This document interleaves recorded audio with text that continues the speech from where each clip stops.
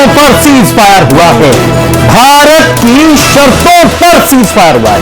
यह बेहद बड़ी खबर एनडीए की तरफ से कहा गया है कि भारत ने जो शर्तें रखी थी, और इसी बात को लेकर अंकुर जी मैं आपके पास आ रहा हूं। यह बहुत बड़ी खबर है, यह बहुत बड़ी खबर है। केवल अमेरिका ने मीडिएट कराया है, लेकिन भारत ने बताया कि भाई ऐसा होगा तभी यह होगा। बिल्कुल आपने सही कहा पुनीत। ये जो सीज फायर हुआ है इसमें कहना कि भारत की जीत हुई है। भारत की जीत कैसे हुई है? आप समझिए कि इस्लामाबाद में पेट्रोल और डीजल का संकट पैदा हो गया था, जो इस बात को दिखा रहा था कि पाकिस्तान अगले 2 या 3 दिन से ज्यादा नहीं टिक पाएगा। उसके पास ना इतना तेल है, ना इतने इक्विपमेंट है, और जितने भी ड्रोन थे पाकिस्तान के पास, चाहे तुर्की से खरीदे हों, चीन से, सारे लगभग 98% ड्रोन बिल्कुल हवा में ही मार के गिरा दिए। तो पाकिस्तान के पास अब लड़ने की ताकत नहीं थे। जैसा मैंने पहले भी कहा कि पाकिस्तान के जितने एयर बेस थे वो नेक्ड थे, यानी कि उनके पास अपना कोई एयर डिफेंस सिस्टम बचा ही नहीं था।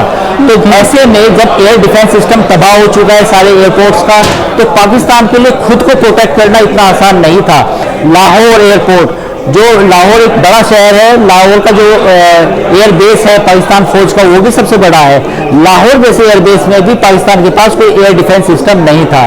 लाहौर की बात कर ले, चकलाला की बात कर ले, रफीकी की बात कर ले, स्कार्डो एयरबेस की बात कर ले, कोई भी एयरबेस ऐसा नहीं था जो भारतीय वायुसेना की जद में नहीं था। तो पाकिस्तान के पास ना उतना पैसा बचा था, ना उतनी ताकत बची थी। तो पाकिस्तान को लगा कि शायद अब ये वक्त है कि सीज फायर किया जाए। तो यही वजह है कि जो डीजीएम को लेकर बातचीत शुरू हुई। शर्तें हैं तो शर्तें, इसमें क्या हाफिज सईद और तमाम जो आतंकवादी जो उधर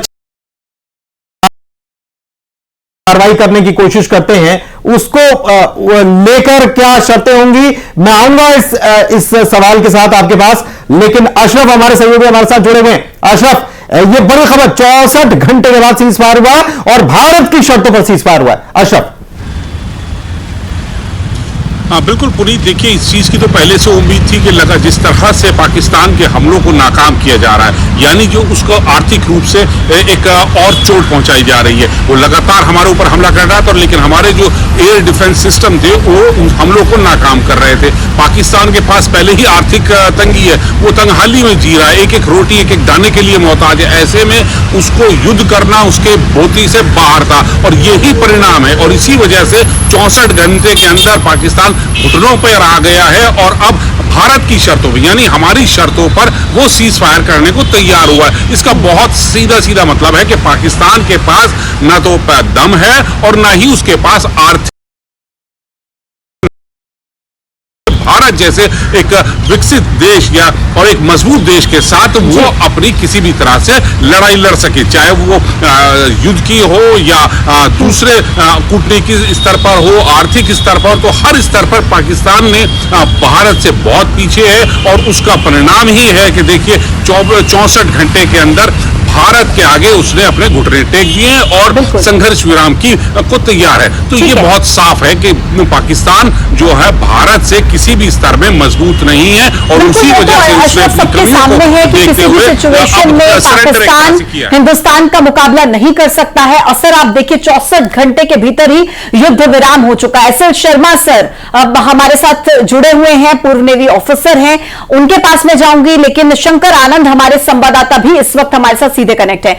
शंकर, क्या जानकारी है आपके पास, किन शर्तों पर? हालांकि अभी सरकार की तरफ से कुछ ऑफिशियल स्टेटमेंट इसको लेकर नहीं दिया गया, लेकिन अगर आपके पास कुछ ऐसी जानकारी तरीके से ये सीज फायर के लिए भारत पाकिस्तान तैयार हुए। देखिए, जिस तरह से भारत और पाकिस्तान के बीच में जो एक युद्ध जैसी स्थिति बनी हुई थी और काफी तनावपूर्ण स्थिति बना हुआ था पिछले कुछ दिनों से, तो इस मामले पर जो अंतिम मुहर लगी है आज वो दोपहर में 3:35 पर लगी है।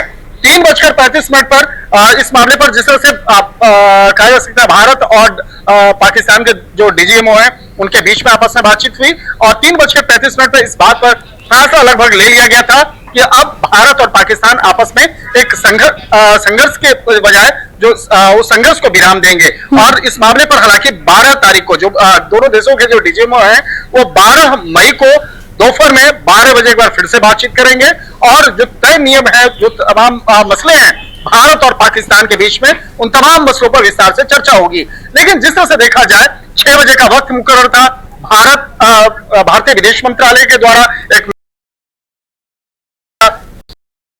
लाजमी होगा क्या इस मामले पर औपचारिक तौर पर भारतीय विदेश मंत्रालय और भारतीय आर्मी के द्वारा एक जो साझा एक प्रेस कॉन्फ्रेंस होने वाला था, तो क्या इस मामले पर कोई औपचारिक तौर पर तमाम जानकारियों को साझा करेंगे? थोड़ा सा इंतजार अभी हमें शंकर इस बात को लेकर करना होगा, डिटेल में की ऑफिशियल स्टेटमेंट जब आएगा तब हम दर्शकों तक पहुंचाएंगे। लेकिन एसएल शर्मा सर हमारे साथ मौजूद हैं। एसएल शर्मा सर, आप थोड़ा डिटेल में बताइएगा हमारे दर्शकों को, क्योंकि युद्ध विराम अब हो चुका है, लेकिन अभी भी मसूद अजहर, हाफिज सईद जैसे जो आतंकी हैं वो